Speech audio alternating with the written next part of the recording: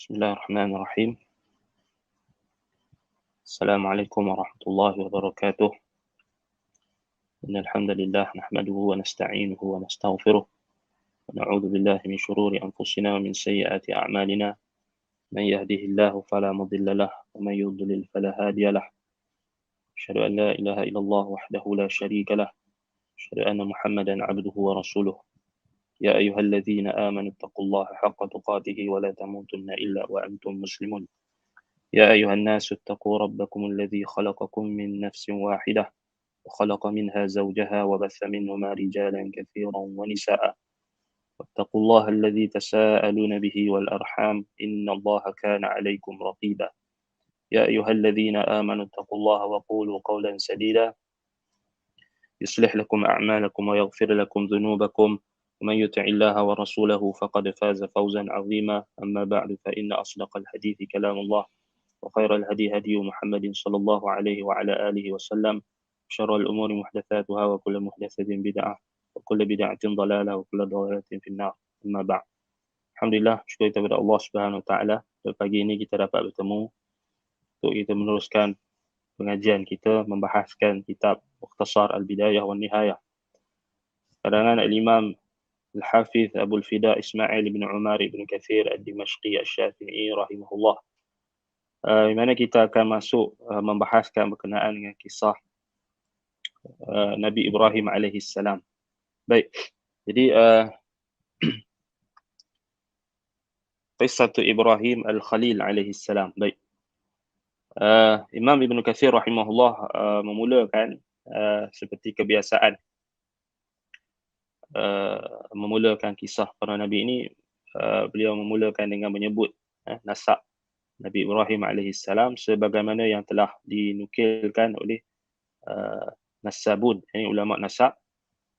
Huwa Ibrahim ibnu Tarah, ibnu Nahur, ibnu Saruh, ibnu Arghu, ibnu Faligh, ibnu Abir, ibnu Shalikh, ibnu Arfakhshad, ibnu Sam, ibnu Nuh alaihi salam. Baik. Jadi Nabi Ibrahim alaihissalam, nasab beliau sebagaimana yang disebutkan oleh Nasabun, ulama nasab, ulama ahli nasab, Ibrahim ibn Tarah. Baik. Cuma dalam apa menyebutkan berkenaan dengan nama Tarah ini, ada mulahazat daripada para ulama, iaitulah yang disebutkan di dalam Al-Quran dengan nas, iaitulah nama bapa Nabi Ibrahim itu ialah Azar. Kalau kita lihat dalam Quran, nas yang jelas menunjukkan kepada kita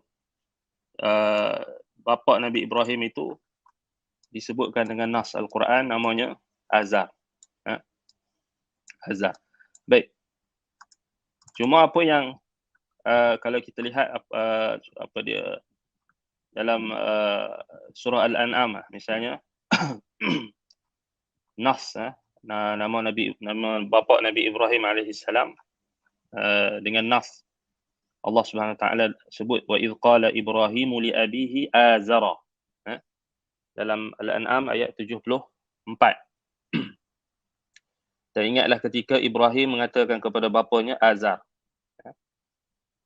Baik, kemudian dalam sahih Al-Imam Al-Bukhari meriwayatkan hadis Abu Hurairah radhiyallahu an, Nabi sallallahu alaihi wasallam bersabda, yulqa Ibrahim abahu Azar yaum al-qiyamah atau yalqa Ibrahimu abahu Azara yaum al-qiyamah. Yani Nabi sallallahu alaihi wasallam bersabda, Ibrahim bertemu dengan bapaknya Azar pada hari kiamat. Azar. Jadi nas dengan Al-Quran dan juga As-Sunnah menunjukkan apa yang datang penyebutan nama Ibrahim ini sebagai Azar dalam Al-Quran. Baik, bagaimana kita nak memahami apa yang disebutkan oleh ahlu nasab? Adakah ianya bercanggah? Jawapannya tidak bercanggah. Kerana kita sedia maklum nama yang dikemukakan oleh nasabun, ulama nasab, iaitulah Tarikh. Tarikh ini dikatakan nama asal bagi azhar. Nama asal bagi azhar. Dan perkara ini tidak pelik lah. Sebab kita, kalau kita belajar tentang tarikh, maka persoalan tentang nama ini dia tidaklah sampai tahap kita kena pening kepala. Kita kena maknanya ini kenapa bercanggah. Tak. Sebenarnya tak ada percanggahan. Sebagaimana kita sedia maklum, kalau kita belajar dalam sirah Nabi kita SAW, nama itu ada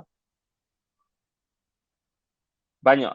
Nama itu kita kata dia adalah sesuatu yang menjadi kebiasaan. Orang terdahulu mereka ada nama yang lain. Mereka ada lebih daripada satu nama. Contohnya macam Datuk Nabi. Datuk Nabi. Nabi kita Muhammad SAW, Abdul Muttalib. Nama asal dia bukan Abdul Muttalib, Syaibatul Hamd. Syaibatul Hamd. Jadi tak pelik. Sebab apa? Sebab nama yang telah masyhur itu adalah nama yang kedua, ataupun nama yang kita kata nama yang pertama atau yang kedua itu tak penting, sebab kita dikenali seseorang itu dengan nama yang masyhur. Sebab itulah nama datuk kita, asal nama datuk Nabi SAW Syaibatul Hamd. Tetapi dikenali dengan Abdul Muttalib. Kenapa? Kerana Al-Muttalib, iaitulah saudara bagi Hashim, telah memelihara Muttalib daripada kecil. Dan apabila pulangnya Hashim bersama dengan Syaibatul Hamd, maka manusia memanggilnya Abdul Muttalib, hamba kepada Al-Muttalib. Nama asalnya Syaibatul Hamd. Dan demikian juga nama-nama datuk Nabi yang berikutnya. Kita akan lihat ada nama yang asalnya, tetapi yang nama yang masyhurnya adalah nama yang dikenali. Baik, begitulah juga nama bapa Nabi Ibrahim AS. Kalau kita buka dalam riwayat-riwayat nasab, maka memang takkan lari daripada nama Tarikh. Tarikh ataupun Tarah. Tarah ataupun Tarikh. Yang mana dia tak bercanggah. Dia tak bercanggah dengan Quran, tak bercanggah dengan sunnah. Kerana kita katakan Tarikh ini adalah nama yang asal, dan ada juga qaul ulama tarikh ataupun ulama nasab yang menyebutkan Azar itu adalah nama salah satu berhala. Salah satu berhala yang diagungkan oleh kaum kaum Nabi Ibrahim ketika itu, ataupun lebih tepatnya itulah pada zaman bapaknya ataupun sebelumnya. Maka diketahui bahawasanya Azar, bapa Nabi Ibrahim AS itu adalah seorang yang bekerja sebagai pemahat berhala, ataupun kita kata tukang pengukir berhala. Dan lekatlah nama Azar, nama berhala tu lekat dekat nama dia. Maknanya sampai tahap orang tak kenal dia ni sebagai Tarikh, dan dia dikenali sebagai Azar. Kerana pekerjaannya dan kerana peranannya dalam kita kata institusi penyembahan berhala pada zaman itu. Kita boleh sebut institusi penyembahan berhala. Macam itulah, maknanya dia adalah seorang yang sangat penting lah pada zamannya, dan sangat dimuliakan kerana dia berkhidmat untuk Tuhan-Tuhan mereka ataupun dewa-dewa yang mereka iktikadkan. Baik, jadi itu kita kata tidak ada percanggahan. Tidak ada percanggahan. Baik, jadi Ibrahim ibnu Tarikh ataupun Azar. Ibrahim ibnu Azar ataupun Tarikh, Ibn Nahur, Ibnu Sarukh, Ibnu Arghu, Ibnu Faligh, Ibnu Abir, Ibnu Shalikh, Ibnu Arfakhshad, Ibnu Sam, Ibnu Nuh alaihi salam. Baik. Jadi ini antara apa yang disebutkan oleh Sebagaimana yang disebutkan oleh Imam Ibn Katsir, hadza nassu ahlul kitab fi kitabihim. Ini apa yang dinaskan dalam ahlul kitab, di dalam kitab mereka. Baik.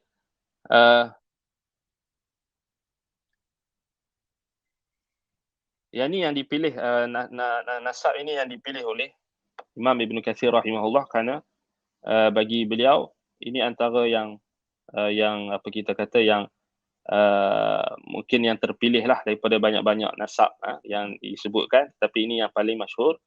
Kerana dari sudut ya kita tahu ahlul kitab, mereka adalah di kalangan apa kita kata, yang sangat memberikan perhatian tentang nasab nabi-nabi, khususnya Nabi Ibrahim alaihissalam. Tetapi dalam masa yang sama, tidaklah kita iktimad, tidaklah kita menjadikan sandaran utama nasab itu adalah kepada mereka. Adapun memang kita katakan, memang kalau bincang tentang nasab nabi-nabi ini, memang akan ada banyak percanggahan ataupun banyak pertikaian dan juga banyak perbezaan pendapat. Sebab itu Imam Ibn Katsir rahimahullah dibawakan apa yang dinaskan dalam apa dia, ahlul kitab. Di kalangan ahlul kitab, nak beritahu dekat kita ini yang kita boleh nampaklah gambaran secara umumnya, generasi datuk-datuk dan juga sampailah kepada Nabi Nuh alaihissalam. Maksudnya nasab Nabi Ibrahim ini akan sampai kepada Nabi Nuh alaihissalam, sebagaimana dinaskan di dalam Al-Quran, wa inna min syi'atihi la Ibrahim. Allah Subhanahu wa taala sebut dalam Al-Quran, apa dia, Nabi Ibrahim alaihissalam termasuk daripada apa dia kita kata, golongan ataupun mereka yang berpegang teguh dan menegakkan ajaran Nabi Nuh alaihissalam. Wa inna min syi'atihi la Ibrahim. So kat sini ada dua makna yang boleh kita fahami. Dalam surah As-Saffat ayat 83. Selepas Allah Ta'ala cerita tentang Nabi Nuh alaihissalam dalam ayat 79. Salamun ala Nuhin fil alamin. Sejahteralah, salam sejahteralah ke atas Nuh dalam kalangan penduduk seluruh alam. Inna kadzalika najzil muhsinin. Demikianlah kami membalas orang-orang yang melakukan perkara yang baik. Innahu min ibadinal mu'minin. Sesungguhnya Nabi Nuh itu termasuk di kalangan hamba-hamba kami yang mukmin.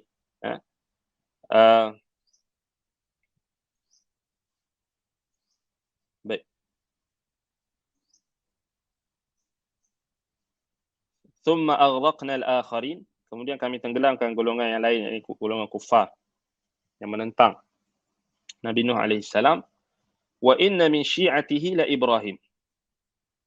Dan sesungguhnya di antara min syi'atihi, yakni maksud min syi'atihi, kata Ibn Abbas, min ahli dinihi, termasuk di kalangan orang yang berada di atas agama Nuh.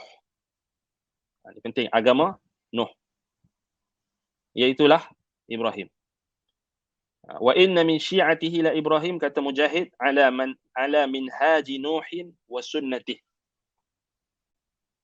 Yakni orang yang berada di atas manhaj Nabi Nuh dan sunnah Nabi Nuh ialah Ibrahim. Makna apa manhaj dan sunnah? Tauhid.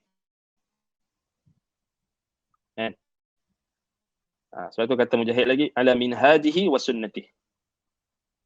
Kata Qatadah, ala dinihi wa millatih.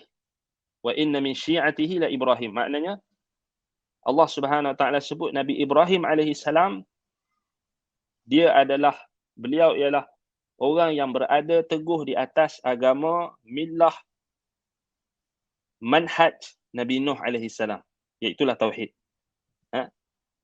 Satu kalau kita tengok apa yang disebutkan oleh Imam Al-Baghawi rahimahullah dalam Ma'alimut Tanzil, dia kata wa inna min syi'atihi ay ahli dinihi wa sunnatih. Nampak? Sama juga. La Ibrahim ay mukhlisun minasyirki wasyak. Yakni termasuk daripada golongan Nuh, iaitulah mereka yang orang yang berada di atas sunnah Nuh, manhaj Nuh, agama Nuh, ajaran Nabi Nuh alaihissalam, iaitulah Ibrahim. Tauhid maknanya dia di atas ajaran tauhid. Mukhlasin minasyirki wasyak, yang murni daripada kesyirikan dan juga syak. Sebab itu kalau kita tengok As-Sam'ani sebut dalam tafsirnya, wa inna min syi'atihi la Ibrahim ay wa syi'ahumul atba'. Wa inna ma qala min syi'atihi li'annahu kana ala maslakihi wa minhajihi. Dikatakan Ibrahim itu adalah Syiah Nuh. Kita jangan ingat Syiah tu Syiah Rafidah ni, bukan. Syiah tu dari sudut bahasa maknanya atba', maknanya pengikut, penyokong.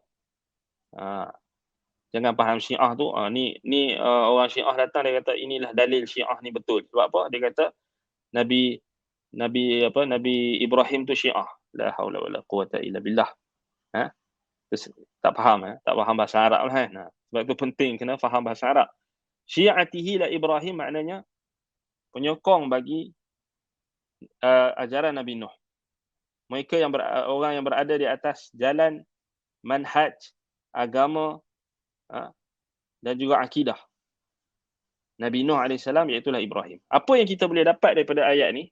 Maknanya dari sudut garis masa, dari sudut tarikhiyah, dari sudut garis masa, Nabi Ibrahim AS datang selepas Nabi Nuh secara ijma'. Maknanya kita dapat sini timeline. So Allah Ta'ala tak cerita bila waktu tu. Bila zaman Nabi Ibrahim tu, Allah tak cerita dalam Quran. Allah tak cerita juga bila zaman Nabi Nuh AS tu secara tepat. Maknanya secara kita kata tarikh. Tetapi Allah Ta'ala bagi tahu dekat kita, Ibrahim itu adalah muakhir, ataupun kita kata yang kemudian, wa Nuh mutaqaddim. Nuh tu yang terawal. Nuhun salaf li Ibrahim. Nuh itu adalah salaf bagi Ibrahim. So ini kita kena faham. Jadi bila kita dah faham apa yang Allah Ta'ala sebut dalam Quran,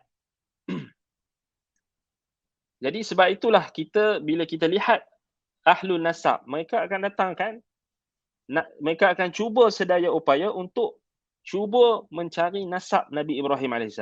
Seperti mana yang diriwayatkan. Sebab itu kita kata, sama ada nasab itu tepat 100% atau tak penting. Yang penting Allah Ta'ala sebut dalam Quran, memang Nuh AS dan Ibrahim itu adalah keturunan Nuh, tanpa syak. Sebab Allah kata, wa inna min syi'atihi la Ibrahim. Tanpa syak. So kat sini macam mana cara kita nak faham tarikh. Macam mana kita nak harmonikan antara tarikh dengan Al-Quran. Macam mana kita nak faham, macam mana Al-Quran ajar kita. Sebab Allah kata, wa inna min syi'atihi la Ibrahim. Termasuk daripada orang yang berada di atas agama Nuh, manhaj Nuh, sunnah Nuh, iaitulah Ibrahim. Jadi Ibrahim datang kemudian. Nampak? Ibrahim datang kemudian. Jadi di situ juga menunjukkan kepada kita Ibrahim ini adalah nasal, keturunan Nuh AS. Tanpa syak. Tanpa syak. Sebab Allah Ta'ala sebut dalam Quran berkenaan dengan zuriat, keturunan Nabi Nuh AS yang kekal. Allah Ta'ala sebut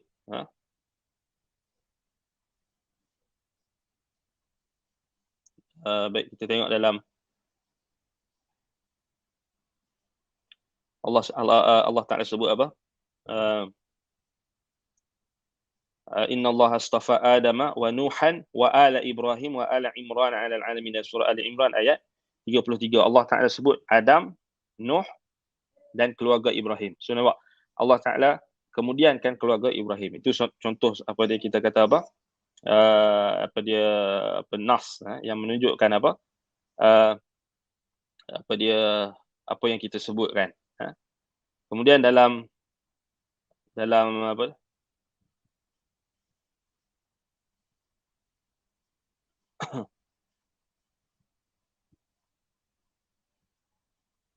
Baik, dalam ayat-ayat yang lain banyak lagi isyarat-isyarat yang menyebutkan apa yang kita sebutkan tadi, apa yang menjelaskan apa yang kita sebutkan tadi. Baik. Kemudian Imam Ibn Katsir rahimahullah menyebutkan berkenaan dengan baik, tadi kita sebut nasab tadi kan. Maksudnya dia sampai Sam bin Nuh. So maknanya Ibrahim alaihissalam daripada keturunan Sam bin Nuh alaihissalam. Baik. Kemudian حكى الحافظ ابن عساكر في ترجمة إبراهيم الخليل من تاريخه عن إسحاق بن بشر الكاهلي صاحب كتاب المبتدأ أن اسم أم إبراهيم أميلة، ثم أورد عنه في خبر ولادتها له حكاية طويلة، وقال الكلبي اسمها بونة بنت كربنة ابن كرلي ابن من بني أرفخشد بن سام بن نوح. Baik. Maklumat tentang ibu Nabi Ibrahim alaihissalam juga kita tak boleh nak pastikan secara pasti. Hanyalah datang riwayat-riwayat yang berbentuk tarikhiyah. Contohnya apa yang dikemukakan oleh Al-Hafidh Ibn Asakir ketika menjelaskan tentang biografi Nabi Ibrahim Al-Khalil alaihissalam dalam tarikhnya, iaitulah seperti mana yang beliau nukilkan daripada pengarang kitab Al-Mubtada'. Bahawasanya nama ibu Nabi Ibrahim alaihissalam Amilah. Amilah. Ada juga yang menyebutkan namanya Buna. Ini seperti mana kata Al-Kalbi. Amilah ataupun Buna bintu Karbna ibnu Kirli ataupun Karli daripada keturunan Arfakhshad ibni Sam ibnu Nuh. Maknanya dia bertemu dengan Nabi Ibrahim alaihissalam pada Arfakhshad. Maknanya anak keturunan Sam bin Nuh. Wallahu ta'ala a'lam. Baik. Kemudian disebutkan oleh Ibn Asakir dengan jalur yang pelbagai daripada Ikrimah, katanya Nabi Ibrahim alaihissalam kunyah beliau ialah Abu Dhaifan. Abu Dhaifan ataupun Abu Dhaifan. Baik. Iaitulah apa gelaran Nabi Ibrahim alaihissalam, kunyah beliau Abu Dhaifan. Wallahu ta'ala a'lam. Kenapa Nabi Ibrahim diberikan dengan gelaran tersebut. Wallahu ta'ala a'lam. Baik, itu sekadar kita kata maklumat, sekadar berkenaan dengan kunyah beliau dan juga apa nama beliau kan. Baik. Qalu walamma kana umru tarikh 75 sanah wulida lahu Ibrahim alaihi salam wa Nahur wa Haran wa wulida li Haran Lut. Baik. Jadi ulama tarikh menyebutkan ketika umur Tarah ni siapa tadi? Azar, bapa Nabi Ibrahim. Ketika umur bapa Nabi Ibrahim ni mencecah lebih kurang 75 tahun, maka lahirlah Nabi Ibrahim alaihissalam. Baik. Dan Nahur wa Haran. Dari Nabi Ibrahim dia ada 3 orang adik-beradik. Nahur dan Haran. Dan maknanya Nabi Ibrahim ni ada yang ulama kata antaranya di sisi ulama tarikh, Nabi Ibrahim alaihissalam ni anak yang kedua.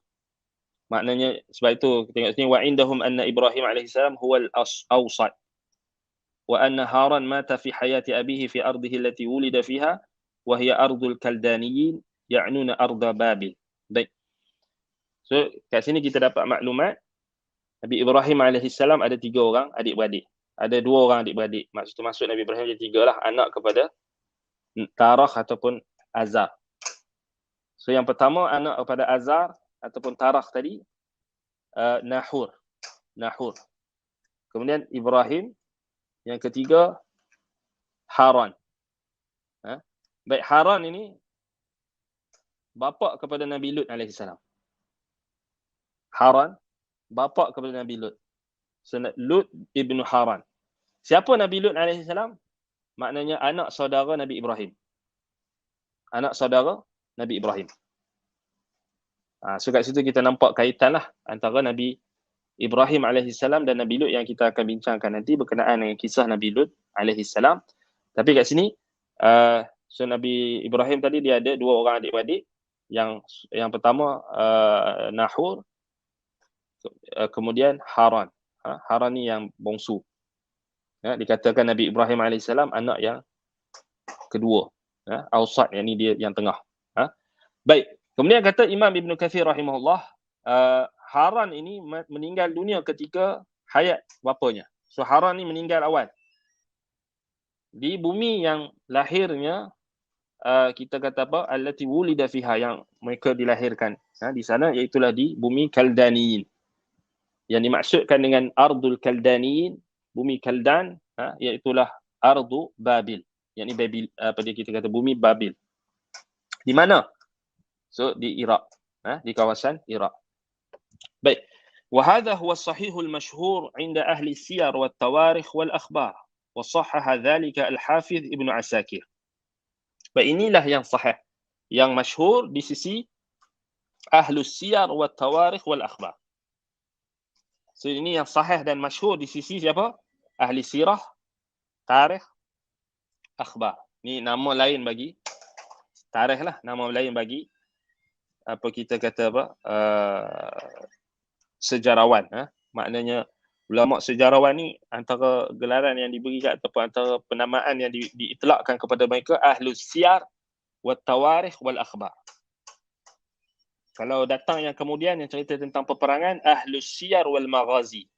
Sebab ini juga antara nama ataupun itlaq yang diberikan kepada mereka yang merupakan sejarawan lah di sisi salaf terdahulu. Mereka digelarkan Ahlus Siyar wal Tawarikh wal Akhbar. Mereka yang ahli dalam sirah, tawarikh, ini tarikh-tarikh sejarah, wal akhbar, ini khabar-khabar.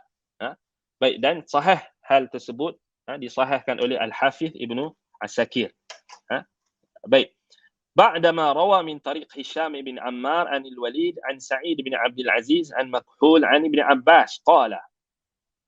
Baik, setelah dia meriwayatkan melalui jalur Hisham bin Ammar daripada Al-Walid an Sa'id bin Abdul Aziz daripada Makhul an Ibn Abbas daripada Ibn Abbas.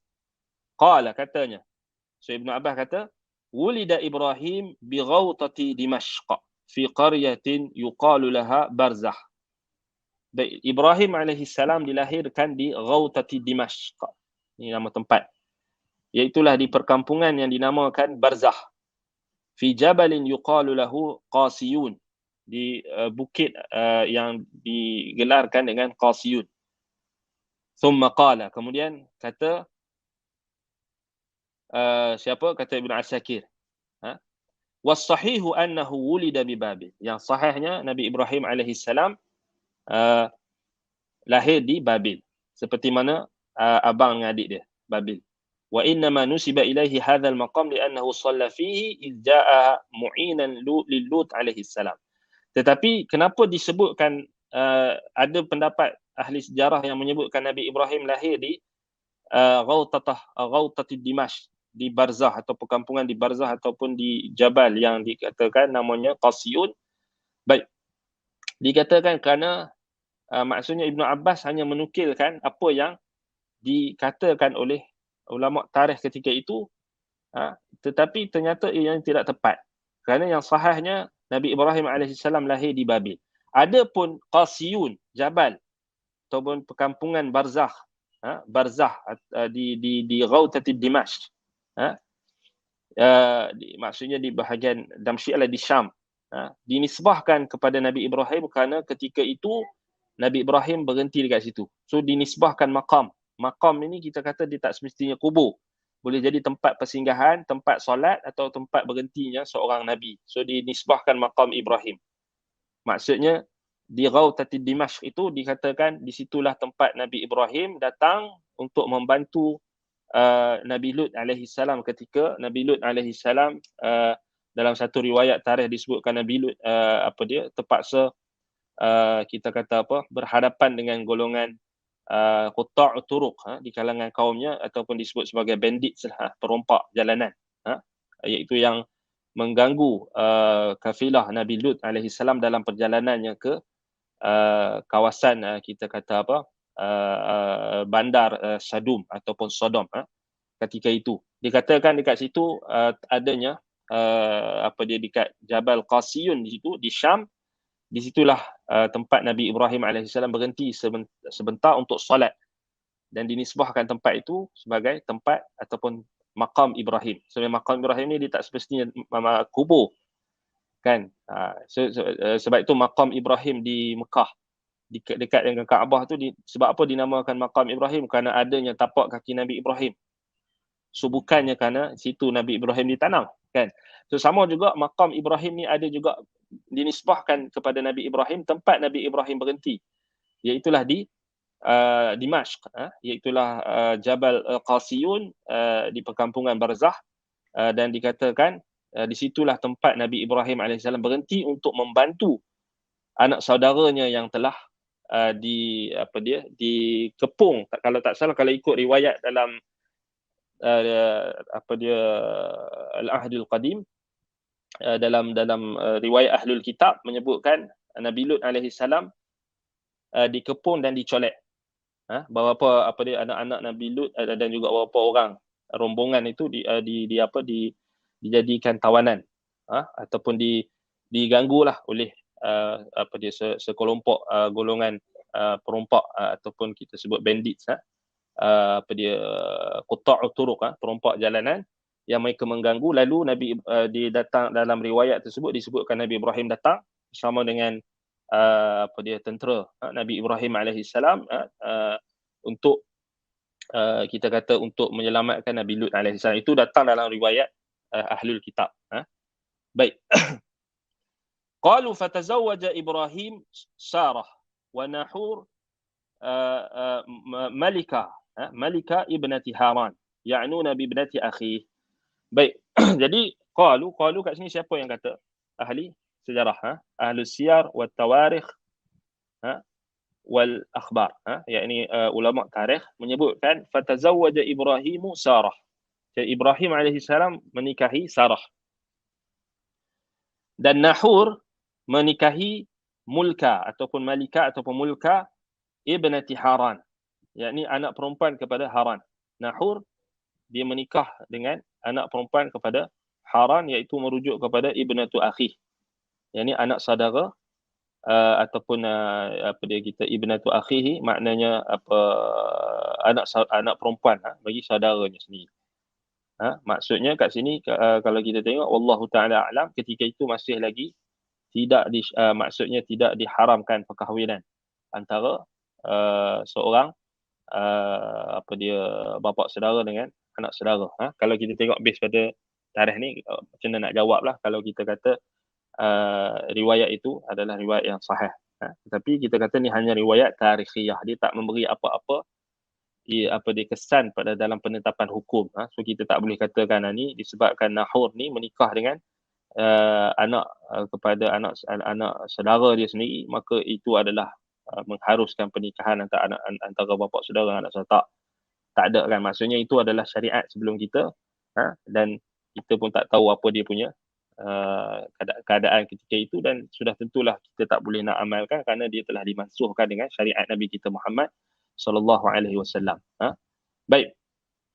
Qalu wa kanat Saratu aqiran la talidu. Baik. Dan dikatakan oleh ulama sejarah, wa kanat Sarah aqiran la talid. Sarah ini apabila menikahi dengan Nabi Ibrahim tidak dia mandul. Aqiran maknanya mandul. La talidu, dan tidak boleh beranak. Qalu wa antalaqa Tarikh ibnati Ibrahim wa imra'atihi Sarah ibn akhihi Lut ibn Haran fa kharaja bihim min ardil Kaldaniyin ila ardil Kan'aniyin. فنزلوا حران فمات فيها تارخ وله 250 سنة وهذا يدل على أنه لم يولد بحران وإنما مولده بأرض الكلدانيين وهي أرض بابل وما والاها. Baik.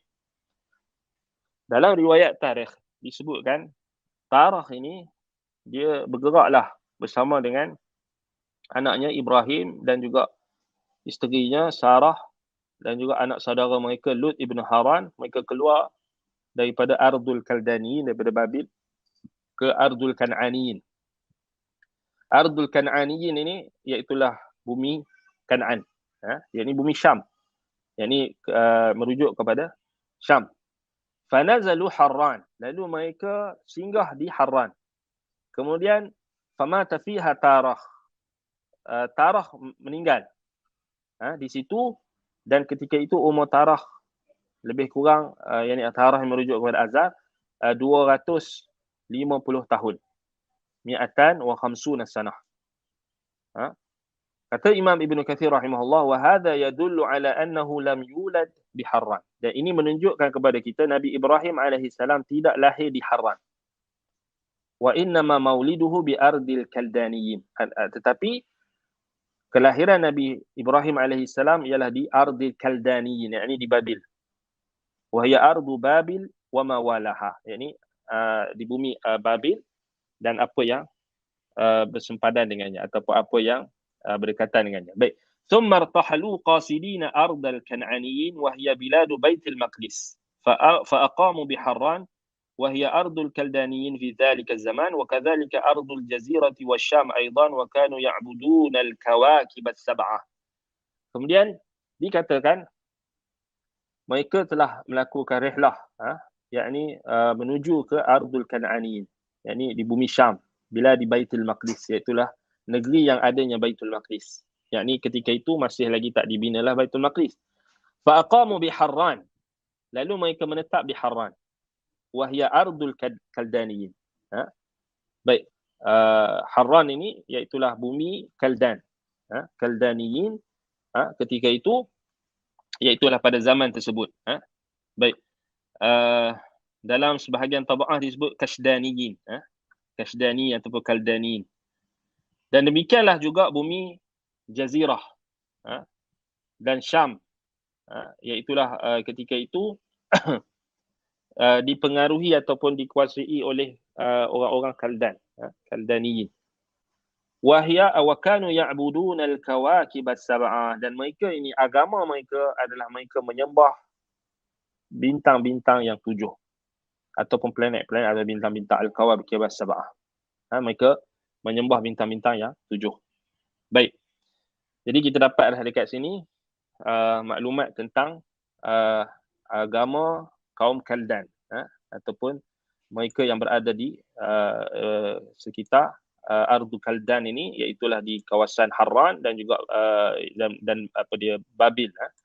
Bahkan kalau kita tengok balik Babil lah, maksudnya kalau kita tengok balik yang apa menjadi tempat yang antara yang apa yang mempengaruhi kawasan-kawasan lain sudah tentulah iaitulah apa yang disebut sebagai kawasan Ardu Kaldaniyin, iaitulah apa yang dikuasai oleh kita kata apa dia Babil yakni apa dia Ardu Babil, Ardu Babil. Baik. Baik. Mana boleh hilang. Sekejap.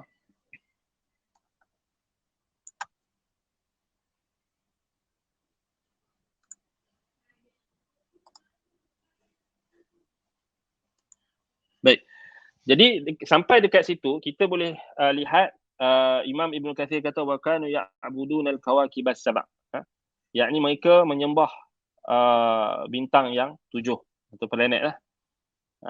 Sebab itu kalau kita lihat balik apakah golongan ini? Golongan ini adalah golongan Sabi'ah. Sabi'in, Sabi'in. Sabi'. Sebab itu kalau kita tengok balik Sabi'ah ni dari segi bahasa dia merujuk kepada alladhi yatruku dinahu ila dinil akhar. Ini satu istilah. Tetapi yang merujuk kepada istilah sabi ataupun sabi'ah ataupun sabiin yang kita sebut dalam bahasa Inggeris sabiin, sabi'ah ialah apa? Diitlakkan pada ubadil kawakibi wal hayakil. Yakni penyembah bintang ataupun penyembah al-hayakil, maknanya orbit planet, yang mereka ada i'tiqad yang tertentu. Ini sebagaimana yang disebutkan oleh Ibn Manzur dalam Lisanil Arab. Demikian juga Asy-Syahrastani di dalam Milal wan Nihal. Ar-Razi dalam i'tiqadati firaqil muslimin wal musyrikin, as-sabi'ah. Sebab itu kalau kita tengok balik syirik apakah yang berlaku pada kaum Nabi Ibrahim ketika itu?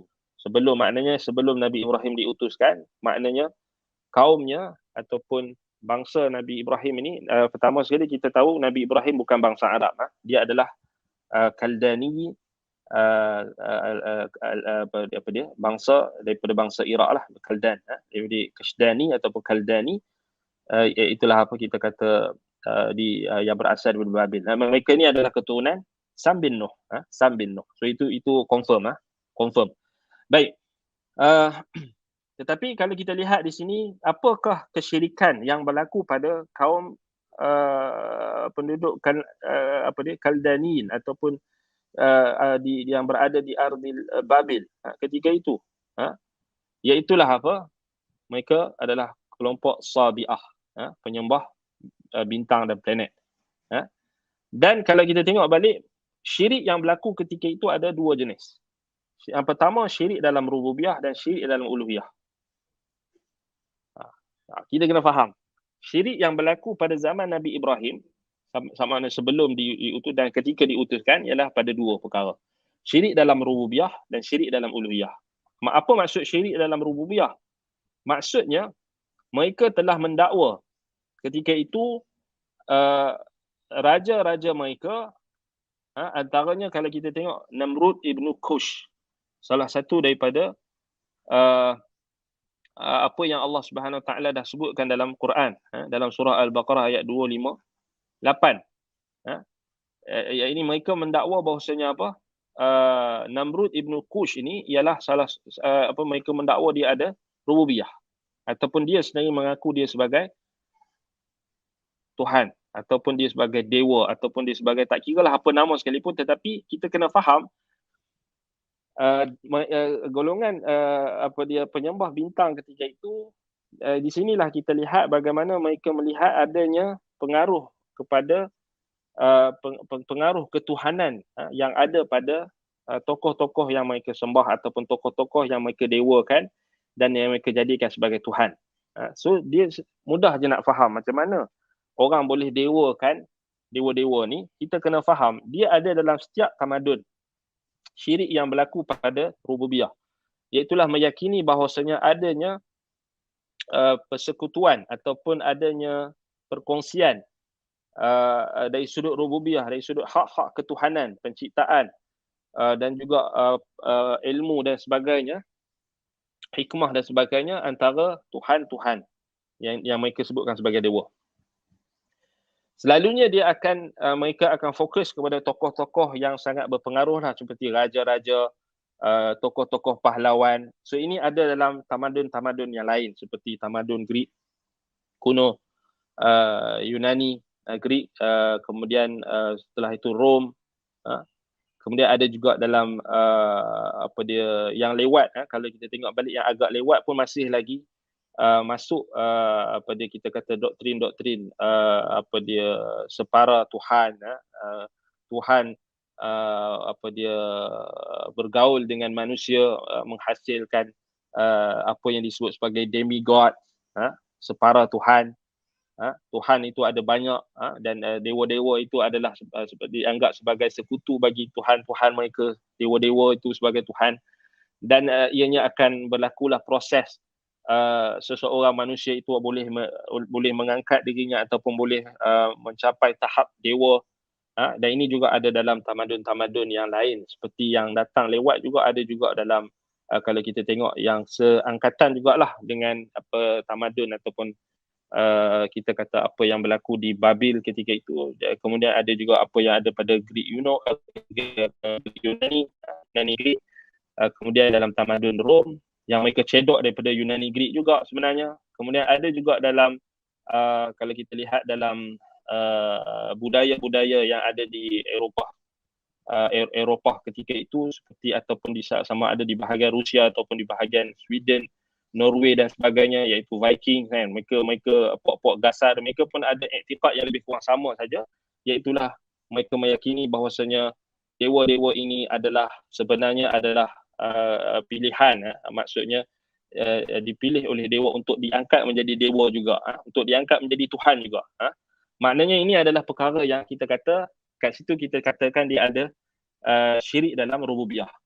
Syirik dalam rububiyah. Sebab itu dalam Al-Quran Allah Ta'ala sebut berkenaan dengan Namrud, dan dikatakan oleh ulama tarikh dia sebagai Namrud ibnu Kush, dan dia adalah salah satu tokoh yang ditonjolkan oleh Al-Quran yang menunjukkan dia sezaman dengan Nabi Ibrahim AS, dan berlaku perdebatan antara Raja Namrud ini ataupun disebut Namrud ataupun Namrud dengan Nabi Ibrahim AS berkenaan dengan ketuhanan, berkenaan dengan ketuhanan yang dia mendakwa bahawasanya dia adalah Tuhan, dia adalah Tuhan. Baik.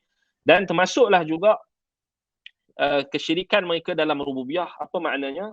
Tadi kita sebut tadi, mereka meyakini bahawasanya adanya manusia-manusia yang boleh mencapai tahap ketuhanan, mencapai tahap rububiyah.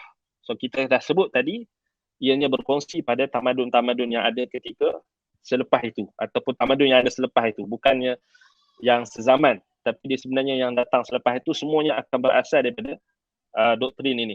Maknanya adanya kita kata apa? Adanya keyakinan bahawasanya pertama sekali apa puncanya? Apa punca adanya dewa-dewa banyak ni? Kerana mereka tak beriman dengan sifat Allah Subhanahu Wa Taala ahadiyatullah, maknanya sifat Allah Subhanahu Wa Taala, keesaan Allah Subhanahu Wa Taala. Mereka tak mengisbatkan keesaan Allah Subhanahu Wa Taala. Qul huwallahu ahad, Allahus samad, lam yalid wa lam yulad wa lam yakul lahu kufuwan ahad. Mereka tak pegang. Sedangkan itulah akidah yang dibawa oleh nabi-nabi, termasuk Nabi Nuh alaihissalam dan Nabi Ibrahim. Sebab itu Nabi Ibrahim, kenapa dia adalah mujaddid dakwah tauhid? Dia adalah pembaharu dalam dakwah tauhid kerana dia bertembung. Nabi Ibrahim alaihissalam bertembung dengan syirik yang lagi dahsyat. Maknanya kalau kita tengok syirik yang berlaku pada zaman Nabi Nuh alaihissalam, dia lebih pada, kita kata apa? Lebih pada bermula dengan ghulu fi salihin, yakni sikap melampau terhadap orang-orang soleh. Itulah asalnya macam mana mereka mengkultuskan, mereka mendewakan dan mensucikan orang-orang yang baik. Sebab itu anda katakan, sebab apa anda katakan tadi, doktrin ini dia berkembang. Dia berkembang sampailah zaman Nabi Ibrahim. Mereka terus mengkultuskan raja-raja, bukan setakat orang soleh, orang baik saja, raja-raja, pahlawan-pahlawan yang hebat. Sebab itu kalau kita tengok dalam syair-syair yang terawal, yang kalau kita tengok dalam setiap tamadun, mereka ada syair-syair dan juga tulisan-tulisan yang berbentuk syair-syair puji-pujian pada tokoh-tokoh yang hebat. Contohnya dalam budaya kita kata golongan puak gasar di Rusia dan juga di Norway, Sweden dan sebagainya, mereka ada yang disebut sebagai puak Vikings. Mereka punya legenda yang tersendiri dan mereka juga mengkultuskan legenda-legenda mereka itu sehingga mengangkat kedudukan legenda-legenda mereka itu menjadi Tuhan. Dan mereka ada apa yang disebut sebagai falsafah, yang doktrin yang tertentu yang mereka berkeyakinan bahawasanya akan adanya hari, maksudnya apabila pahlawan-pahlawan mereka itu berperang sesama sendiri dan mereka akan dibangkitkan dan akan dipertemukan di Valhalla. Valhalla ni ataupun Valhalla apa yang disebut sebagai tempat pertemuan antara dewa-dewa mereka yang akan berperang sesama mereka, kemudian mereka akan bersantap bersama mereka setelah mereka berperang sesama Tuhan. Na'udzubillahi min zalik. Ta'ala Allah amma yaquluna 'uluwan kabira. So ini kalau kita tengok dia bermula daripada syirik yang berlaku pada zaman Nabi Nuh. Kemudian dia berkembang. Maknanya setelah itu, setelah Nabi Nuh alaihi salam wafat, kemudian kita dah bincangkan tadi, dia berkembang. Pada zaman nabi-nabi yang berikutnya, syirik itu berkembang. Berkembang dan terus berkembang. Dan sebab itulah doktrin kita kata yang mengkultuskan dan mendewakan raja-raja, mendewakan orang-orang saleh dan orang-orang yang dianggap sebagai pahlawan yang hebat, maka itu adalah satu benda yang biasa. Sebab itu macam mana dia boleh angkat sampai jadi Tuhan. Sebab itu kita kata tak menghairankan bila Allah Ta'ala sebutkan bagaimana Namrud dia mengaku dia sebagai Tuhan. Allah Ta'ala sebut dalam Quran, alam tara ila alladhi haja Ibrahim fi rabbih an atahu Allahul mulk id qala Ibrahim rabbi alladhi yuhyi wa yumit qala ana uhyi wa umit. Kata Namrud, akulah yang menghidupkan dan akulah yang mematikan. Subhanallah. Tengok macam mana. Sebab itu kalau kita tengok balik, itulah syirik dalam rububiyah yang pertama yang kita perlu faham. Yang kedua, syirik dalam rububiyah bentuknya mereka meyakini dan beriktikad bahawasanya adanya taksir, yakni pengaruh ba'dil asya', yakni sebahagian perkara, sebahagian benda bi khafa', iaitu dengan tersembunyi, mimma la ya'lamu lahu sababun zahir, yang tidak diketahui baginya sebab yang zahir. Maknanya mereka meyakini akan ta'thir, yakni pengaruh bintang-bintang yang ada di langit, disebut sebagai ta'thir al-khafi ataupun ta'thiri ba'dil asya'i bi khafa'in mimma la ya'lamu lahu sababun zahirun. Pengaruh yang tersembunyi yang tidak diketahui sebab yang zahir. Dan ini sebenarnya kalau kita lihat ulama-ulama akidah dan ulama-ulama tarikh akidah. Sedia ada ulama akidah dan ulama tarikh akidah. Ulama yang kaji tentang sejarah akidah. Sejarah akidah pun satu cabang ilmu yang penting.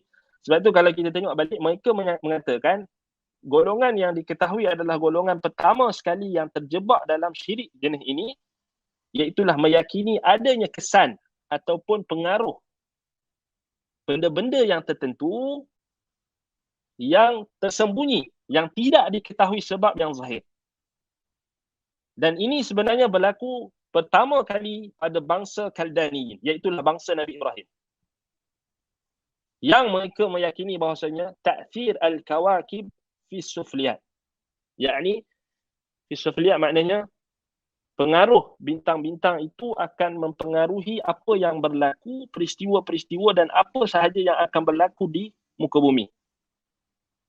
Dan inilah kalau kita tengok balik asal bagi kesyirikan golongan ini, iaitulah mereka menyembah bintang-bintang, matahari dan bulan.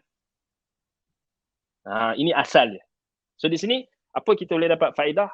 Bangsa yang pertama yang dikenali syirik mereka dalam rububiyah ini adalah i'tiqad mereka terhadap ta'thir al-kawakibi wal-qamari wasyamsi, yakni i'tiqadi ta'thiri ba'dil asya' bi khafa'in mimma la ya'lamu lahu sababun zahir. Mereka meyakini bahawasanya ada pengaruh-pengaruh bintang-bintang dan planet-planet ini memberi pengaruh pada kehidupan individu dan juga kehidupan masyarakat. Kehidupan, sama ada kehidupan yang berbentuk spiritual ataupun yang berbentuk kita kata apa yang nyata. Sebab itu kalau kita tengok balik, asal bagi syirik ini, itulah yang menyebabkan mereka menyembah bintang-bintang dan matahari serta bulan. Dalam masa yang sama, mereka juga menyembah berhala. Sebab kita dah bincang dah, penyembahan berhala ni bukan pada zaman Nabi Ibrahim saja. Dia bermula daripada zaman Nabi Nuh AS. Sebelum zaman Nabi Nuh diutuskan untuk menghancurkan berhala-berhala yang Allah Ta'ala sebut dalam Quran. وَلَا تَذَرُنَّ آلِهَتَكُمْ وَلَا تَذَرُنَّ وَدًّا وَلَا سُوَاعًا وَلَا يَغُوثَ وَيَعُوقَ وَنَسْرَ. Itu kalau kita dah bincangkan ketika membahaskan kisah Nabi Nuh AS. Sebab itu mereka menghimpunkan antara dua bentuk kesyirikan. Iaitulah syirik terhadap Allah di muka bumi dan syirik terhadap Allah, syirik kepada Allah di langit. Syirkun fil ardi wa syirkun fis sama'. Ini yang kita kata, kenapa Nabi Ibrahim AS dianggap sebagai mujaddid da'wati tauhid yang pertama ataupun yang kedua selepas Nabi Nuh. So, Nabi Nuh AS mujaddid da'wat tauhid yang pertama. Mujaddid da'wat tauhid yang kedua Nabi Ibrahim AS. Dan kesyirikan yang terpaksa dihadapi oleh Nabi Ibrahim lebih dahsyat.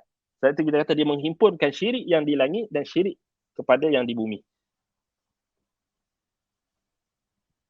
Dan Nabi kita Muhammad SAW terpaksa berhadapan dengan kedua-dua syirik ini juga. Sebab itu kita kata kenapa Nabi Ibrahim dengan Nabi Muhammad SAW, dia dari sudut kesukaran mereka berhadapan dengan bentuk syirik ini adalah sama. Yang bermula dengan Nabi Ibrahim.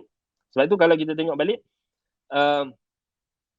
di Babil ketika itu mereka menyembah berhala. Mereka menyembah batu-batu yang mereka ukir dan mereka buat berhala-berhala, dan di Haran ketika itu juga kalau kita tengok Ahlul Haran, yakni tempat yang Nabi Ibrahim singgah dan menetap di situ, mereka juga menyembah bintang-bintang yang 7. Dan kalau kita tengok balik, Nabi Ibrahim alaihissalam lah yang menyeru mereka kepada dakwah kepada tauhid.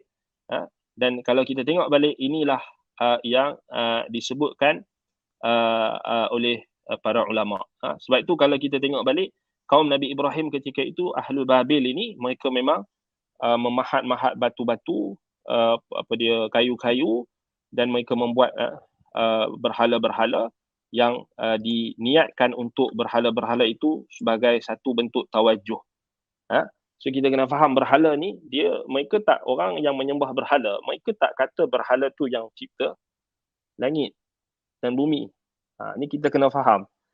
Mereka tak kata berhala-berhala yang mereka pahat. Mereka tahu berhala yang mereka pahat tu sebenarnya tak boleh bagi manfaat dan mudarat. Sebab itu apa yang berlaku kepada mereka, berlaku. Mereka tahu, maksudnya mereka yang buat sendiri berhala-berhala yang mereka sembah. Mereka tahu dengan pasti adanya Tuhan di langit, yang mana Tuhan itu adalah Tuhan yang paling berkuasa. Sebab itu kita kena faham, ketika itu keyakinan bahawasanya ada Tuhan yang paling berkuasa memang ada, berkongsi pada setiap agama-agama syirik. Maknanya agama-agama syirik yang ada ketika itu dan yang ada selepas itu, mereka percaya bahawasanya Tuhan-Tuhan ini, walaupun mereka kata Tuhan-Tuhan yang ada banyak, yang mereka rumuskan sebagai dewa-dewa ataupun apa yang disebut sebagai Tuhan-Tuhan mereka yang banyak itu, tetapi dalam banyak-banyak tu mereka percaya ada satu Tuhan yang paling kuat. Dan kita kena faham dia punya konsep. Sebab tu kalau kita tengok balik dalam dewa-dewa Yunani Greek, dewa-dewa Rom, dewa-dewa apa yang ada pada kaum pagan, antaranya kita sebutkan sebagai mereka yang berada di kawasan Eropah. Contohnya macam zaman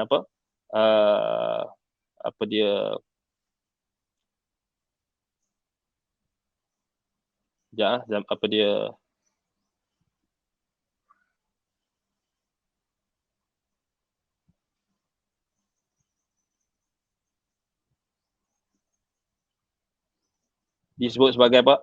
Anglo-Saxon paganism. Dan disebut juga paganism Christianity, paganism Christianity, ataupun Anglo-Saxon paganism. Dan juga kalau kita tengok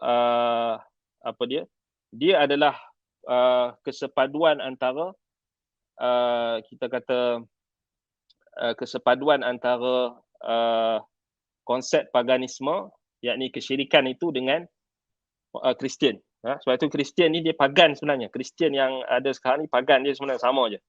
Dia tak beza pada yang ada pada zaman Roman Empire dan sebagainya. Sebab itu kalau kita tengok, dia berlaku kesepaduan antara dua bentuk kesyirikan ini. Akhir sekali mereka yang ada banyak dewa-dewa dan tuhan-tuhan yang mereka yakini, akhir sekali mereka cuba sepadukan dan mereka sebutkan bahawasanya dalam agama Kristian yang ada 3 Tuhan yang sebagai Trinity itu, kok mana pun ada satu yang paling kuat. Sama macam mereka juga, dewa-dewa tu dalam banyak-banyak tu dengan nama-nama yang kita kata yang pelbagai. Kalau kita tengok dalam Yunani Greek dulu, dia ada macam-macam, ada nama-nama ni. Kemudian datang lepas tu Odin, kemudian datang lepas tu macam-macam, yang mereka iktikadkan bahawasanya hal tersebut adanya satu yang paling kuat. Sebab tu kalau kita tengok balik, kalau mereka dalam keadaan yang susah, dalam keadaan yang perlukan kepada pertolongan, dalam keadaan kesusahan, mereka akan menyeru nama yang paling agung. Sebab tu kalau kita tengok balik, mereka akan sebut Al-Father. Al-Father ni maknanya semua Tuhan-Tuhan yang banyak-banyak Tuhan tu, Tuhan yang bapak sekali, paling bapak, yang paling tua sekali. Itu nampak punya syiriknya mereka. So kalau kita tengok balik, mereka kok mana pun, walaupun mereka meyakini dewa-dewa tu ramai, tetapi kok mana pun mereka iktikad ada satu Tuhan yang paling berkuasa. Tetapi yang menjadi masalahnya bila mereka beriktikad Tuhan itu berkongsi sifat ataupun berkongsi kita kata sifat dan juga penguasaan rububiyah tu. Ini yang sesat lah. Ini jadi sesat. Itu kenapa mereka dianggap sebagai kaum musyrikin, kerana mereka tak mentauhidkan Allah dari sudut sifat dan zat. Mereka tak mentauhidkan Allah dalam asma' wa sifat dan juga dalam uluhiyah. Hatta rububiyah sekalipun mereka tak isbatkan. Setelah datang kita kata penyesuaian antara agama-agama tersebut. Jadi ini kita kata perkara yang kita kata tak pelik lah, tak pelik. Sebab itu balik pada apa yang disebutkan oleh Imam Ibn Kathir rahimahullah. Kata kat sini, wa kanu ya'buduna al-kawakib as-sab'ah. Mereka menyembah bintang-bintang yang 7. Walladzina amaru madinata Dimashq kanu ala hadha ad-din. Yang mengimarahkan kota Dimashq ketika itu mereka berada di atas agama ini. Yastaqbiluna al-qutb ash-shimali wa ya'buduna al-kawakib as-sab'ah bi anwa'i min al-fi'ali wal maqal. ولهذا كان على كل باب من أبواب دمشق السبعة هيكل لكوكب منها ويعملون لها أعيادا وقرابين. Baik. Jadi mereka ini, mereka kalau kita lihat mereka beriktikad bahawasanya adanya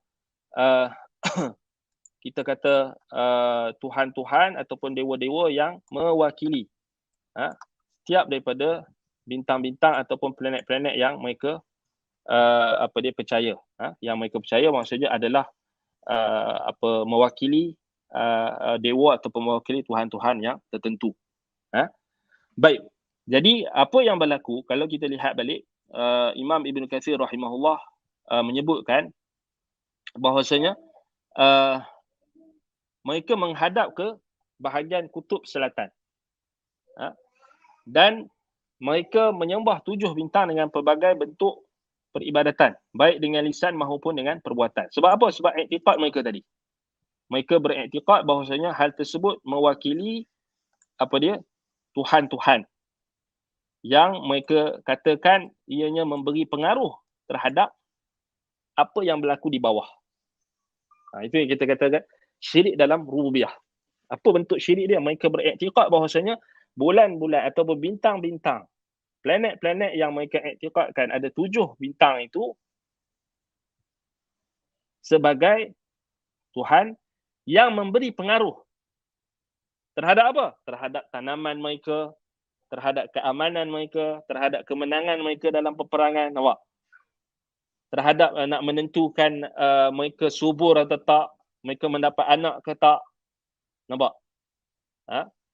Sebab itu setiap daripada bintang-bintang itu mewakili rumus-rumus ketuhanan yang mereka iktikadkan. So ini syirik jelas-jelas syirik rububiyah. Syirik dalam rububiyah. So sebab apa kita kata kat sini? Dan perkara ini juga ada pada golongan-golongan yang percaya dengan taksir bintang-bintang ni. Yang itu yang kita kata kenapa ulama mengatakan ilmu astrologi, bukan astronomi, astrologi, dan keyakinan akan zodiak itu adalah syirik. Ini asal dia. Sebab sama, sebiji. Tak beza pun. Kan? Yang buat apa? Ramal tarikh lahir. Ramal tarikh lahir dengan bintang-bintang ataupun dengan zodiak yang mereka gunakan apa yang disebut sebagai astrologi. Ramalan-ramalan yang berkait dengan pengaruh terhadap individu.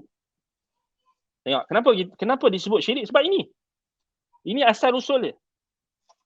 Sebab keyakinan bahawasanya bintang-bintang yang 7 itu, planet-planet yang 7 itu adalah mewakili setiap keperluan yang ada pada manusia ketika itu. Sebab itu kata Imam Ibn Kathir rahimahullah, mereka menghadap ke arah bahagian timur ataupun selatan, al-qutbah ash-shimali. Di bahagian mereka menghala ke arah kutub selatan. So mereka katakan di situ adalah kiblat. Kiblat mereka, dan mereka menyembah 7 bintang-bintang, wa ya'buduna al-kawakib as-sab'ah bi anwa'i min al-fi'ali wal maqal, dengan pelbagai jenis peribadatan sama ada dengan perbuatan dan juga dengan perkataan. So dengan perkataan jelaslah mereka memuji-muji, memuja-muja nama-nama yang mewakili bintang-bintang yang 7 ataupun planet-planet yang 7 itu, dengan dewa-dewa yang tertentu, kemudian mereka melakukan peribadatan. Sebab itu kata Imam Ibn Kathir, walihada kana ala kulli babin min abwabi Dimashq sab'ata haikalun li kawkabin minha. Sebab itulah di setiap pintu masuk di kota Dimashq ketika itu, yakni Dimashq ni kawasan di Harran ketika itu, yang mana Nabi Ibrahim membesar di kawasan tersebut, maknanya adanya, kita kata apa, adanya di haikal, iaitulah temple, satu temple yang mewakili kuil, yang mewakili bintang-bintang yang mereka sembah, dan adanya rumus-rumus, adanya bentuk-bentuk ataupun rumus-rumus yang mereka buatkan, dan mereka melakukan di situ ibadat-ibadat mereka, perayaan-perayaan yang mereka sambut, dan juga qarabin, iaitulah korban dan juga sacrifice yang mereka datangkan dan mereka sediakan. Wa hakadha kana ahlu Harran ya'buduna al-kawakiba wal asnam.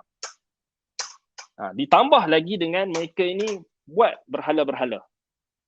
So di sini berhimpunnya kedua jenis syirik. Syirik terhadap makhluk yang di langit dan syirik terhadap makhluk yang ada di bumi. So mereka telah sepadukan kedua-duanya. So berhala-berhala ni mewakili sin. Orang panggil santos. Ni orang-orang suci. Nampak? Mewakili nenek moyang mereka yang telah meninggal dunia, yang mempunyai kehebatan yang tertentu ataupun kelebihan yang tertentu, lalu ketika dia mati maka disucikan. Sama macam syirik yang berlaku pada kaum Nabi Nuh. Dia sama berulang.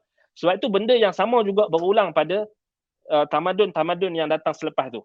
Rom, Yunani, Greek yang sebelum tu, Yunani, Greek, kita boleh kata sebelum tu atau sezaman dengan tu kan. Kita boleh tengok balik, boleh buat rujukan silang, cross reference, kita boleh tengok zaman yang lebih kurang sama, Yunani, Greek dan juga Rom. Kemudian apa yang kita sebut sebagai setelah itu berlarutan di bahagian kita kata apa, di bahagian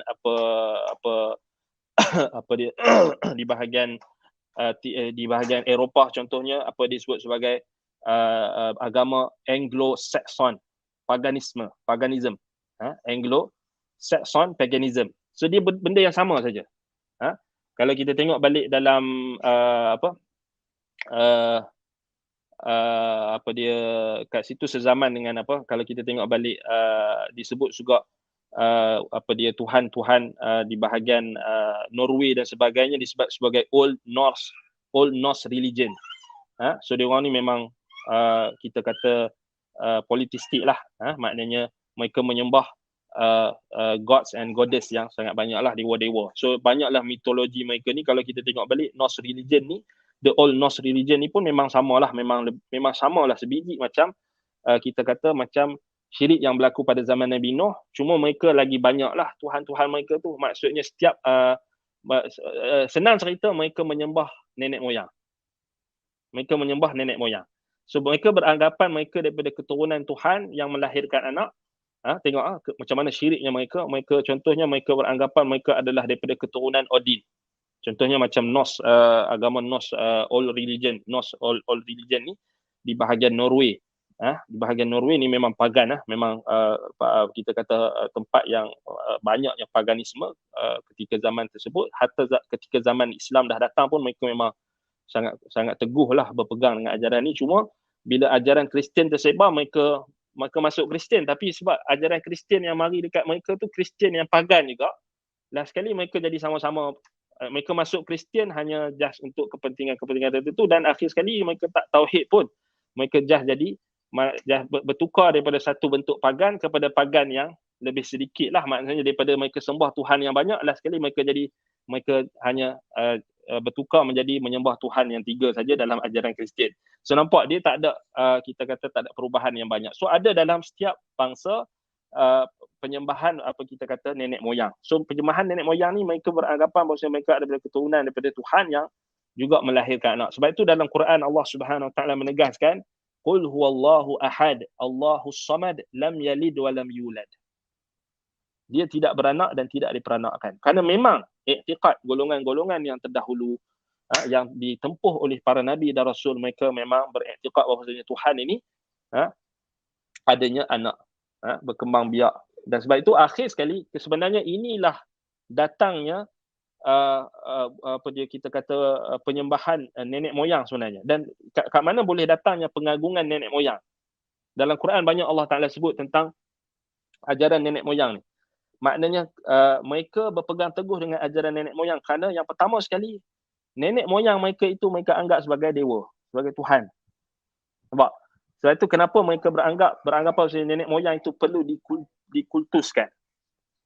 Kemudian mereka juga ada seperti kita kata keyakinan tentang tanasuh al-arwah, iaitu kebangkitan semula, dan juga tanasuh al-arwah ni maknanya roh-roh itu kekal dan dia akan kembali ke dunia ini dengan pelbagai bentuk, dan antaranya adalah apa yang terpaksa mereka buatkan dalam bentuk-bentuk berhala dan sebagainya untuk kita kata mewakili kiblat, tawajuh mereka terhadap nenek-nenek moyang mereka yang mereka sembah.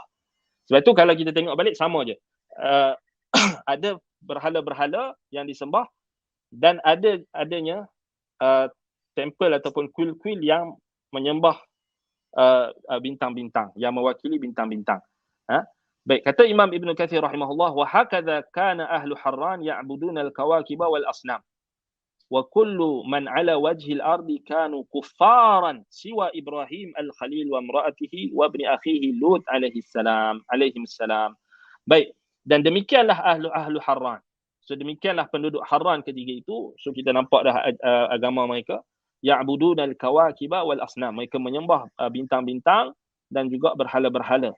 So bintang-bintang ni mewakili apa? Bintang-bintang yang 7 yang mereka iktikad bahawasanya bintang-bintang itu mewakili satu sifat ketuhanan. So satu bintang tu dia ada dia punya speciality dia. Satu bintang ni ada speciality dia. Satu bintang ni ada speciality dia. So hajat mereka macam biasalah. Nak tanaman mereka subur, nakkan kesuburan isteri mereka, nakkan anak, nakkan mereka ketika berperang mereka berjaya. Ketika mereka nakkan apa kita kata prosperity, kemewahan, kejayaan tamadun ataupun empayar mereka. So macam itulah mereka akhir sekali mereka memalingkan peribadatan kepada selain Allah, dan mereka beriktikad dengan bintang-bintang dan juga berhala-berhala itu sebagai mewakili entiti yang ada di bumi. So berhala-berhala itu adalah sesuatu yang dikultuskan, yang disucikan. Sebab itulah kalau kita tengok balik berhala-berhala yang ada di muka bumi ni tak akan lari daripada apa? Tokoh-tokoh yang tertentu, raja-raja yang mereka angkat sebagai dewa-dewa. Tak percaya kalau kita tengok dewa-dewa yang dipercayai di setiap tamadun semua adalah asalnya manusia biasa, kemudian mati menjadi seorang dewa. Matinya seorang tokoh-tokoh pahlawan yang hebat dalam peperangan semua, mereka akan angkat menjadi dewa. Mereka angkat menjadi Tuhan. Sebab itu kalau kita tengok balik, ini antara kesyirikan yang berlaku ketika itu dan juga setelah itu. Wa kullu man ala wajhil ardi kanu kuffara. Kata Imam Ibn Kathir, semua yang ada di atas muka bumi ketika itu semua kafir. Semua kufur. Semua dah sebati dengan i'tiqad tersebut. Siwa Ibrahim, kecuali Ibrahim. Al-Khalil wa imra'atihi, dan isterinya Sarah, wa ibni akhihi Lut alaihi salam, dan anak saudaranya Lut alaihi salam. Baik.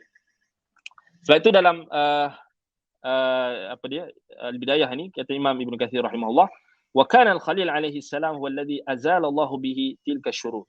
Nabi Ibrahim alaihi salam salah seorang hamba Allah yang terpilih yang Allah Taala hilangkan daripada segala keburukan yang berbentuk kesyirikan tadi, wa abtala bihi dzaka ad-dhalal, dan Allah jadikan Nabi Ibrahim inilah yang membatalkan kesesatan tersebut.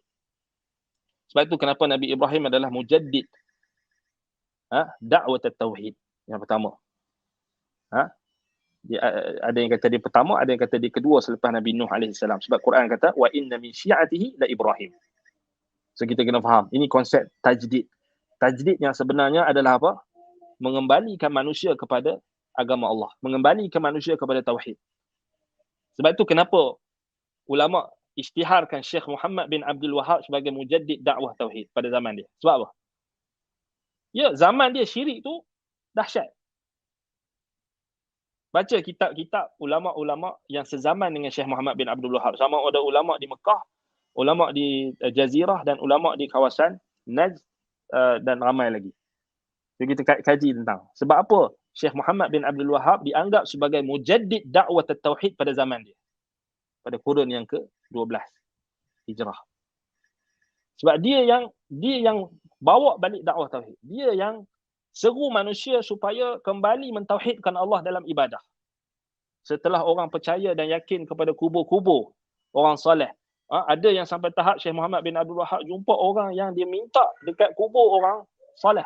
Dia minta dekat kubur. Minta pertolongan dekat kubur. Semua ni adalah syirik-syirik yang berlaku pada zaman dulu yang kemudian berlaku juga pada zaman yang kemudian. Sebab itu kita kena faham. Bila kita faham tentang asal syirik ini, kita akan faham kenapa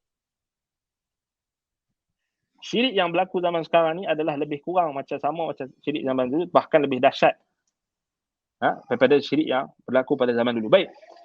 Dan ialah contohnya macam syirik yang berlaku di kalangan orang golongan-golongan sufiyah dan juga golongan batiniyah. Mereka meyakini bahasanya wali-wali mengetahui alam ghaib, mengetahui benda ghaib. So kat situ ada syuraka, kat situ syarik, kat situ mereka telah menjadikan Allah ada sekutu. Mereka kata wali-wali mengetahui benda ghaib. Wali-wali ni maknanya sama berkongsi dengan Allah Subhanahu Wa Taala dalam rububiyah. Sebab tu kita kena kata kenapa jadi syirik kan? Sebab tu kita kena faham macam mana asal usul syirik ni pun kita kena betul-betul faham dia punya apa yang berlaku dengan terperinci. Baik. Fa inna Allah Subhanahu Wa Taala atahu rusydahu fi sigharihi. Allah Subhanahu Wa Taala mendatangkan kepada Nabi Ibrahim alaihi salam kebijaksanaannya ketika baginda alaihi salam masih kecil. Allah Subhanahu Wa Taala memberikan kebijaksanaan, memberikan kita kata apa bimbingan dan kebijaksanaan kepada Nabi Ibrahim sejak daripada kecil. Dan Allah mengutuskannya sebagai Rasul. Dan Allah menjadikan Ibrahim sebagai Khalil, yakni kekasihnya. Ketika dia dah berusia tua, ketika dia dah sampai dewasa. Sebab itu Allah Subhanahu Wa Taala sebut dalam surah Al-Anbiya, وَلَقَدْ آتَيْنَا إِبْرَاهِيمَ رُشْدَهُ مِنْ قَبْلُ وَكُنَّا بِهِ عَالِمِينَ. Sesungguhnya kami telah berikan kepada Ibrahim petunjuk min qabl, sebelumnya, wa kunna bihi alimin, dan kamilah yang melakukan, kamilah yang mengetahui apa yang berlaku kepada Ibrahim alaihi salam. So Allah Taala yang telah telah sediakan Nabi Ibrahim alaihi salam untuk menjadi rasul yang akan menggegarkan kita kata apa kesyirikan yang berlaku pada zaman beliau alaihi salatu wassalam. Baik. Jadi itu kita rasa kita dah habis waktu. Jadi insya-Allah pada kelas yang akan datang kita akan sambung membahaskan berkenaan dengan ayat-ayat Al-Quran yang Allah Subhanahu Wa Taala sebutkan berkenaan dengan Nabi Ibrahim alaihi salam, dan kita akan lihat bagaimana Nabi Ibrahim alaihi salam apa yang berkaitan dengan dakwah dan seruan Nabi Ibrahim alaihi salam, dan sejarah Nabi Ibrahim AS ni antara yang terpenting yang perlu diberikan penekanan kerana Allah Subhanahu Wa Taala menyebutkan berkenaan dengan Nabi Ibrahim AS antara dia termasuk daripada Nabi Ulul Azmi, dan dinisbahkan dakwah tauhid, dinisbahkan ajaran tauhid ni kepada millat Ibrahim, menunjukkan bagaimana pentingnya kita kata sosok dan ketokohan yang ada pada Nabi Ibrahim AS yang perlu kita berikan penekanan. Baik, jadi yang rasa cukup setakat itu, insya-Allah pada kelas akan datang kita akan sambung membahaskan berkenaan dengan Nabi Ibrahim AS, apa yang disebutkan oleh Imam Ibn Kathir rahimahullah. Baik, jadi kita tangguh majlis kita. Aqulu qawli hadza wa astaghfirullah li wa lakum. Subhanakallahumma wa bihamdika asyhadu an la ilaha illa anta astaghfiruka wa atubu ilaik. Wassallallahu ala Muhammadin wa ala alihi wa sahbihi wa baraka wa sallam. Alhamdulillahirabbil alamin. Wassalamualaikum warahmatullahi wabarakatuh.